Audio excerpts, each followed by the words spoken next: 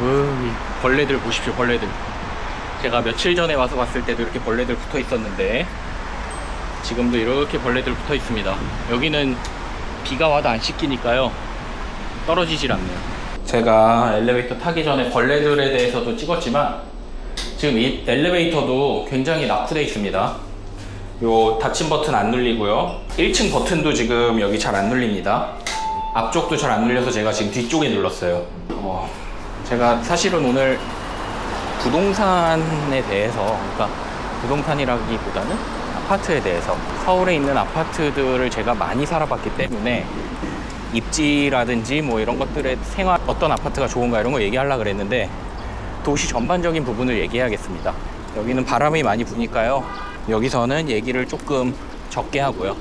유럽이라든지 여러 나라들을 여행하다 보면은 해외를 갔다 오면 서울이 제일 좋아요. 서울이 제일 좋은데 분명한 건 있어요. 국가적으로 봤을 때 우리는 유지 보수를 잘 못합니다.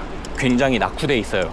유럽을 가면 고속도로도 항상 한 차선 막고 재포장하고 있고 공사하고 있고, 땅덩어리가 넓어서 그럴 수도 있고, 이제 걔네는 워낙에 기존에 있는 인프라를 정비 보수하는 거니까요.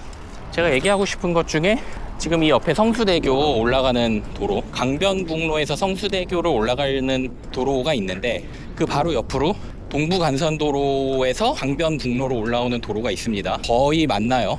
거의 만나는데 이어지지는 않기 때문에 동부간선도로에서 이제 오다가 성수대교로 바로 진입이 안 됩니다.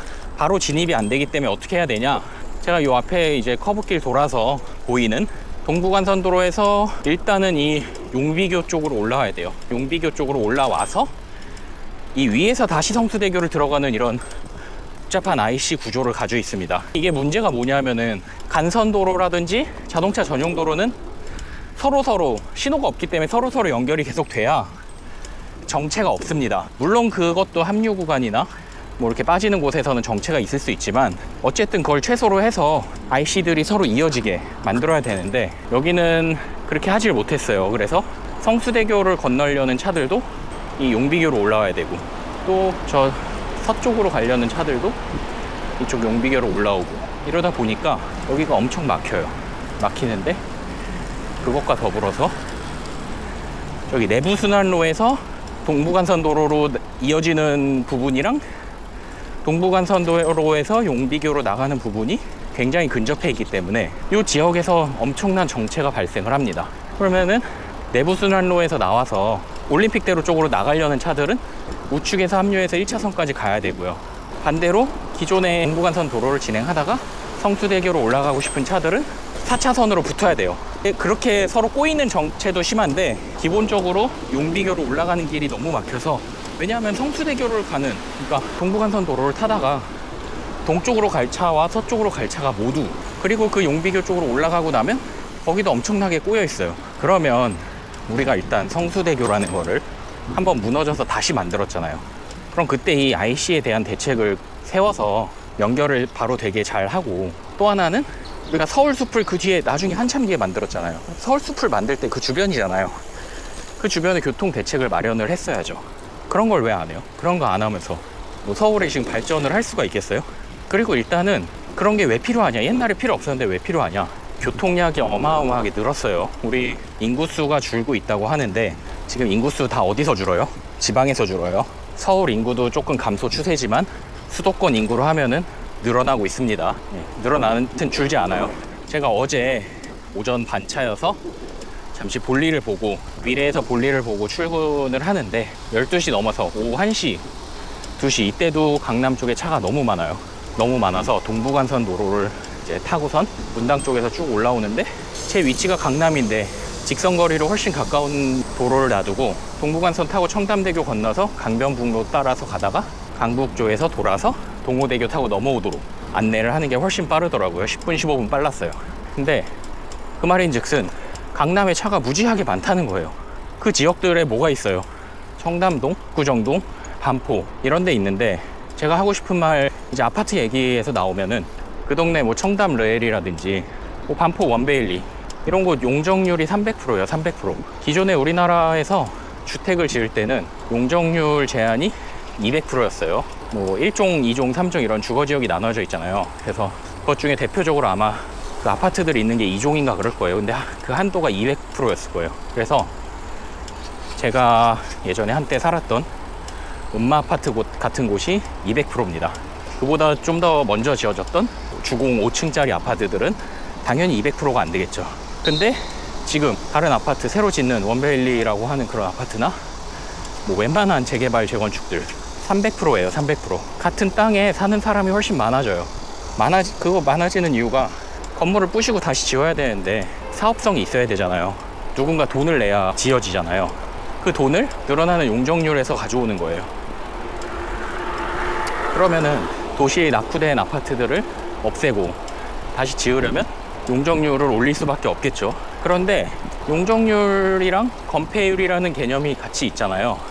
건폐율도 신경을 써야 되고 근본적으로 여러 가지 두 개로 계산이 안 되는 그런 쾌적함이 있어요. 그래서 제가 지금 살고 있는 아파트도 용적률이 300%입니다. 300%고 건폐율이 낮아요. 제가 20%가 넘나 그러는데 기존에 제가 2000년 초반 내지는 그 전에 지어졌던 아파트들 살던 분위기랑 너무 달라요. 삭막해요. 그냥 말 그대로 삭막한 게 어디 밖에서 봐도 동간 틈이 없어요. 동간 간격 틈이 없고 시야가 꽉 막히고 그런 문제가 발생을 합니다. 근데 제가 하고 싶은 말이 있어요. 우리 지금 뭐 지역 균형 발전 이런 거 굉장히 강조를 하죠. 지역에 의사가 없다면서 강제로 지역에서 의대생을 뽑도록 하고 그러면서 이제 지역의 균형 발전을 이루려고 하고 기업들도 내보내고 하는데 정작 서울은 어떻게 하고 있어요? 도시에 임대주택 강제로 짓게 하고 있죠. 음마 아파트가 지금 재건축되면은 임대주택이 900세대 늘어난다고 제가 알고 있어요. 일반 분양이 500세대인가 그런데 600세대인가? 임대주택이 900이 늘어난다. 그러면 이게 지금 서울에 사람을 줄이는 정책인가요? 아니면은 서울로 못 올 사람까지 다 불러들이는 정책인가요? 당연히 사람이 골고루 섞여서 사는 것도 중요한 문제입니다. 중요한 문제인데 큰 틀에서 우리가 하는 정책이 반대로 가잖아요. 엑셀레이터 밟으면서 브레이크 밟으면 차는 어떻게 해요? 멈추든지 가든지 하겠죠. 기름만 많이 들거나 브레이크 패드 날리면서. 그게 올바른 정책이에요? 그게 합리적인가요? 저는 제가 개인적으로 뭐 가성비 중이고 합리적인 걸 좋아하기 때문에 이해할 수가 없어요. 그럼. 도심에 교통이 지금 박살이 났어요. 저 앞에도 내부순환로 올라가는 차들 천천히 가고 그 옆에 이제 마장동 쪽으로 빠지는 차들은 못 빠져서 막혀 있죠. 마정동 쪽 가면은 옛날에 청량리 588 있던 그 지역에 지금 롯데캐슬이랑 뭐 한양수자인인가가 들어왔는데 용적률 1000%짜리 주상복합이 들어와 있습니다. 거기 가보면요, 기존에 있던 땅에 사람이 5배, 10배 산다는 얘기거든요. 아주 주변 교통이 지옥이 돼요, 지옥이. 안 그래도 강남의 그런 국도 도시 기반 시설은 미흡합니다. 도로도 좁고 꾸불꾸불하고 구도심이기 때문에. 근데 그것마저 위태로워요. 강남이 왜 자꾸 좋다 하냐? 제가 여러 군데 살아봤는데 신도시를 건설해도 옛날에 강남 짓던 만큼 도로를 넓게 안 내요. 송도 신도시를 가봐도 위례 신도시를 가봐도 도로가 죄다 1차선, 2차선이에요. 메인 대도로 한두 개 빼고는 다른 도로들이 다 1차선, 2차선인데 아파트들은 엄청나게 많죠. 사람이 모여 살면서 얻는 효율성도 있지만 그 한계를 넘었어요. 한계를 넘어서 도심 교통이 마비돼요. 그래서 결론적으로 제가 위례가 솔직히 말하면 강남이랑 엄청 가깝거든요. 가까운데 위례나 송파에서 압구정동, 신사동을 올라 그러면 제가 강북에 있는 미아사거리에서 오는 것보다 비슷하거나 더 걸려요. 미아사거리는 지하철 타면 제일 빠르고요. 차를 타도 위례나 이런 데서 오는 거랑 비슷하단 말이죠. 더 짧거나. 그러면은 뭘 해야 돼요? 거기서 차로 빨리빨리 올 수 있게 해야 되는데 서울시 인구를 줄이고요. 임대주택 그거 하느라 용적률 올리지 말고 임대주택 빼고 용적률 낮춰요. 그게 서울을 더 쾌적하게 만들고 서울을 드나드는 길을 쾌적하게 만들어서 서울이 아닌 곳에 사는 사람들이 굳이 서울로 올 필요 없게 만드는 그런 일이에요. 다들 왜 서울로 올라 그러겠어요?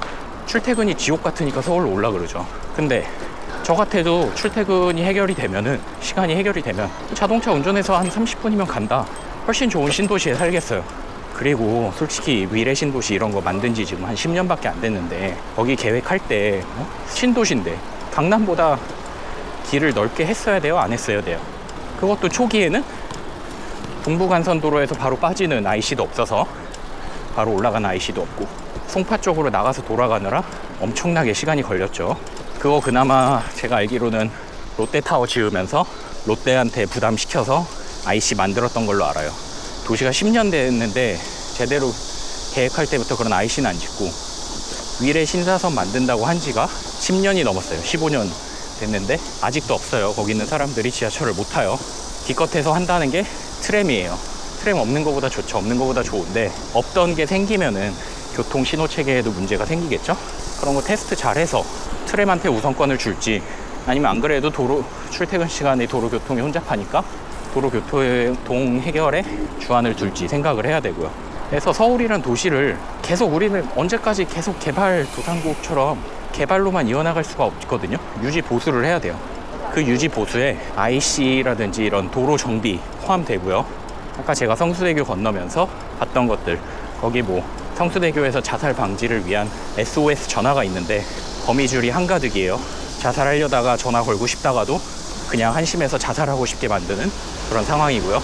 성수대교 건너올 때 그 밑에 유지보수하러 내려가는 길 문 원래 자물쇠로 잠겨 있어야 되는데 끈으로만 묶어놨다가 풀린 지 지금 일주일째예요.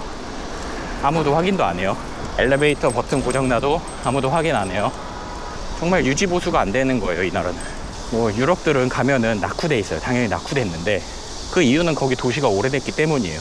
여기보다 먼저 지었으니까, 훨씬 먼저. 그렇지만 유럽이 낙후돼 있더라고 하더라도 유지 보수는 잘 해놨어요. 작동 잘 하고요. 깨끗하고 그렇습니다. 우리는 이제는 뭐 새로운 걸 지어서 개발만 하는 나라가 아니에요. 개발 도상국이 아니잖아요. 더 이상 짓는 것도 효율이 잘 안 나와요. 있는 거 고쳐 쓰고 개선하고 악화시키지 말아야 돼요. 저기 보이네요. 제가 말했던 한양 수자인이랑 롯데캐슬. 저기 지금 사람이 살고 싶습니까? 저기 가격 엄청 비싸요. 엄청. 저런 집이랑 경기도 광주에 엘리베이터 딸린 집이랑 엘리베이터 딸려서 3층 올라가는 단독주택이랑 가격이 똑같아요. 주차 10대씩 되는 집이랑. 이게 말이 됩니까 지금? 근데도 왜 저기 사냐고요.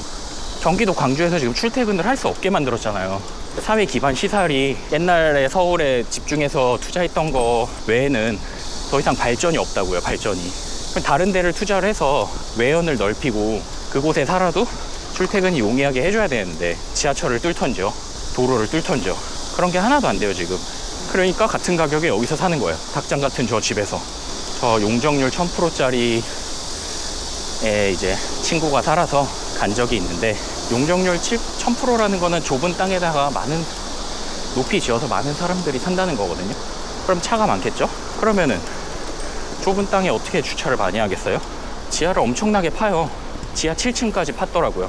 근데도 한 층에 세울 수 있는 대수가 많지 않으니까 주차를 하려면 지하 6층, 7층까지 내려가야 돼요. 그것도 만약에 좀 계획성 있게 지었으면 한 번에 뭐 지하 3, 4층까지 내려갈 수 있게 좀 도로 계획을 해야지. 그거를 삥 돌아서 하나 내려가서 다시 들어가서 돌아서 하나 내려가고 그런 식으로 계획을 하면 그게 뭐 제대로 된 건설이에요. 그래서 그런 것들 보면은 건설사들이 디테일이 굉장히 부족하다, 그런 면을 볼 수 있습니다.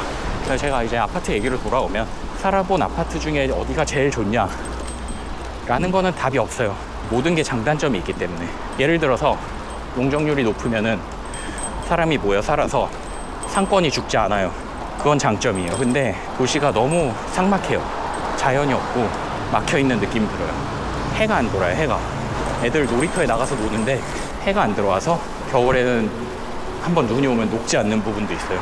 계절이 끝날 때까지. 제가 일단 살았던 거는 대림아파트 살아봤고요. 운봉동에서. 신동아파트 살아봤고, 행당동에. 그 다음에 음마아파트 살아봤고요. 음마도 2번 이사해서 각기 다른 동, 각기 다른 층 살아봤고, 개포자이 아파트 살아봤고요. 대청역 앞에 있는 큰 아파트입니다. 옛날에 장윤정 씨가 결혼하기 전에 부모님과 살던 때 같이 같은 동에 살았고요. 그 다음에 잠실 리센츠 260동 한강이 조금 보이는 동에 살아봤고요. 그 다음에 대치우성 아파트 살아봤고요. 대치우성 1차였죠. 그리고 자취할 때 원룸, 2종류 원룸 살았고, 복층 오피스텔 한번 살아봤어요. 그리고 위례에서 2가지 종류 아파트, 북위례랑 남위례라 그래야 되나? 처음 지었던 미래에 살아봤고요. 지금 이제 미아 사거리에 2019년에 신축된 아파트에 7년째 살고 있어요. 뭐 하나씩 말씀을 드리면, 우리가 명품 아파트 뭐 그런 조건에 의역대 신평초라는 말이 있어요. 브랜드 아파트, 역세권, 대단지, 신축, 평지, 초세권, 초등학교가 바로 옆에 있는 걸 얘기를 하는데, 그거 당연히 다 중요하고요. 기본적으로 따져야 될 것들이에요. 그 다음에 저는 남향 굉장히 중요해요. 사람들 잘 모르는데 남향 중요하고요. 그리고 제가 사실 판상형에만 거의 살아서 이제 내년에 타워형 살러 입주하는데, 아직 우리나라 선호도 면에서는 압도적으로 판상형 선호도가 높죠. 통풍 때문에. 제가 한번 타워형을 살아보고 그거는 어떤 타입이 어떻게 좋은지 장단점을 좀 볼게요. 저는 개인적으로는 아파트에서도 창문을 잘 안 여는 편에 속해요. 창문 열면 무조건 먼지 들어오기 때문에 필터로 걸러질 수 있는 전열 교환기를 사용해서 환풍을 하기 때문에 전열 교환기 자체를 안 끕니다, 저는. 왜냐면 환기의 제일 중요한 거는 저는 공기순환이라고 생각해요. 산소가 들어오고 이산화탄소가 나가면 되기 때문에, 그런 면에서는 전열 교환기를 통해서 계속 돌려주면 신축 아파트들은 충분히 그런 커버가 된다, 이렇게 보고요. 브랜드 아파트, 브랜드 여러 가지 있죠. 옛날에는 뭐 레미안이면은 제일 좋고 뭐 이런 식이었는데, 요즘에는 각 브랜드들의 하이엔드 브랜드를 또 나눠버렸어요. 아크로라든지 서밋이라든지. 레미안이랑 차이는 아직 그런 게 없죠. 자기네 자체로 고급 아파트다 이러면서 그런 게 없는데, 아파트들 살아보면 특색이 있어요. 레미안 같은 데는 잘 지어요. 레미안 잘 짓고 차이 잘 짓고 프루지오도 잘 짓고. 제가 좀 놀랐던 거는, 의외로 제가 좀 무시했던 우미건설의 우미린도 괜찮았어요. 디테일적인 부분들이 엄청 막 고급감을 줘서 짓는 건 아니지만 디테일을 따지는 사람들이 그 안에 있구나, 이걸 알 수 있는 부분들이 간혹 있었거든요. 별거 없어요. 그런 디테일들은 시에 거주하면서 내가 이거 편한데? 이런 거거든요. 그런 것들이 그 아파트 설계를 아파트 사는 사람이 해야 그런 게 나오는데, 뭐 예를 들어서 서울원 같은 경우, 물론 아파트 아니고 주상복합이긴 하지만 뭐 그런 설계를 외국인한테 맡겼대요. 외국이랑 우리랑 갖는 성격이 좀 다르거든요. 예를 들어서 유럽은 차가 작아요. 주차장도 법적으로 나와 있는 주차 칸의 규격이 있지만 그걸 넘어서는 어떤 문제들이 있어요. 예를 들어서 그 칸의 규격엔 맞췄지만 기둥이 자꾸 문에 걸리는 데가 있어요. 차는 세웠는데 문을 못 열어, 기둥에 걸려서. 반면에 그런 게 없이 차를 세워도 뭐 기둥이 앞에 본네트 쪽에 위치하든지 아니면 트렁크 쪽에 위치해서 걸리지 않는 곳들이 있어요. 칸이 똑같다고 다 똑같은 게 아니거든요. 만약에 문이 있는데 기둥이 있으면 그거 뭐 칸 20cm 늘어도 문 못 열어요. 그런 디테일들이 제가 개인적으로 지금 살아봤을 때 일부분일 수 있지만, 우미린이랑 푸르지오 괜찮았고, 리센츠는 사실 건설사가 여러 개가 지은 거기 때문에 모르겠어요. 거기도 좋았어요. 지금 살고 있는 레미안은 그 부분에 있어서 저는 빵점을 주고 싶어요. 사실 주차 대수의 분배도 문제가 있고요. 일단 우리가 부역대 신평초에서 무조건 평지가 무조건 좋다고, 제가 살았던 아파트는 대부분 평지였습니다. 어릴 때 살았던 강북의 뭐 대림 아파트나 신동 아파트는 언덕이었지만, 대치동이라든지 잠실 이런 지역은 다 평지였거든요. 대청역도 평지고, 위례는 약간 언덕이에요. 근데 이게 평지가 아니라 언덕이 되면 생기는 문제가 주차의 불균형이 생겨요. 요즘에는 무조건 지하 주차장을 뚫으면서 가장 낮은 층의 높이를 다 맞춘단 말이에요. 그러니까 고지대에 있는 동이랑 저지대에 있는 동이랑 어쨌든 땅은 같은 깊이까지 파요. 같은 깊이까지 파는데, 그러면은 이제 고지대에 있는 아파트들이 보통은 이제 아파트 1층은 단차를 만들어서 내거든요. 그러니까 저지대에 있는 동보다 고지대에 있는 동이 더 높아요. 근데 바닥은 똑같이 팠다 그랬잖아요. 결론적으로 제가 겪어본 바, 언덕에 있을 때 고지대 쪽에 있는 동들은 지하 주차장이 깊습니다. 1, 2, 3, 4층이 다 있어요. 저지대 쪽에 있는 아파트는 동 자체가 낮은 데서 시작하기 때문에 지하 1, 2층밖에 없어요. 아니면 1, 2를 없애고 3, 4층이라고 표현하기도 하고, 주차 대수 2배 차이 나기 시작하고요. 근데 동 배치를 어떻게 하냐, 낮은 쪽이 여기랑 더 가까우면 낮은 쪽에다가 큰 평수랑 좋은 아파트들을 넣고요. 원 쪽에 임대주택이라든지 나쁜 동을 넣어요. 그러면 누가 차가 많아요? 40평대 사는 사람이 차가 많습니까? 30평대 사는 사람이 차가 많습니까? 20평대 사는 사람이 차가 많습니까? 그래서 결론적으로 대형 평수가 사는데 차가 많은데 주차장 부족한 이는 이런 일이 생기고, 부족한 면에서 주차를 하고 문을 여는데 기둥에 걸리는 그런 황당한 일들이 생긴다. 아주 열받죠. 역세권은 서울에서 출퇴근하는데 대중교통 탄다 하면 넘사벽이에요. 넘사벽. 저는 어릴 때부터 거의 무조건 역세권에 살았기 때문에 버스를 거의 안 타는데 간혹가다 버스를 타면 너무 불안해요. 도착 시간이 천차만별이고요. 예측이 안 돼요. 지하철은 전장현이 진짜 거기서 목숨 걸고 지연시키는 거 말고는 늦는 적이 없어요. 항상 일정이에요. 항상 시원하고요. 지하로 다니니까 교통 흐름에 방해가 없잖아요. 그래서 가능하면 무조건 역세권에 살고, 출퇴근이 중요한 사람은 더더욱 역세권에 살아야 된다. 몇 호선이 제일 좋냐? 이거는 개인적인 입장에서는 자기 출근할 수 있는 데랑 연관 있는 호선이 제일 좋고요. 근데 이제 투자적 입장에서는 많은 사람들이 출퇴근을 하는 우리 업무지구들 있잖아요. 광화문, 여의도, 삼성. 그 업무지구에 도달하기 용이한 순으로 투자적으로는 좋겠죠. 수요가 많을 테니까. 그리고 구역대 신평초에서 일단 신축이 무조건 좋은데, 좋은 이유는 이제 나눠볼 수가 있어요. 일단은 해가 갈수록 건축에 대한 규제가 심해집니다. 건설비가 오르는 이유 중에 하나지만, 안전에 관한 소방법이라든지 주차 공간에 대한 그런